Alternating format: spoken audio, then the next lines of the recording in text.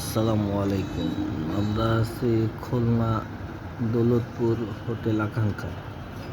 সকালবেলা ঘুম থেকে উঠে দেখি চারপাশে কুয়াশা, কিছু দেখা যায় না। দেখেন, এই গরমের দিনেও কি কুয়াশা, এত কুয়াশা! কীভাবে রাত্রে বৃষ্টি হয়েছে, সকালে কুয়াশায় কিছু চোখে দেখা যায় না। মানে গরমের দিনে কুয়াশা আমি প্রথম দেখলাম। এত ঠান্ডা পড়ছিল, কিন্তু এই গরমের দিনের কুয়াশা আমি ফার্স্ট দেখলাম।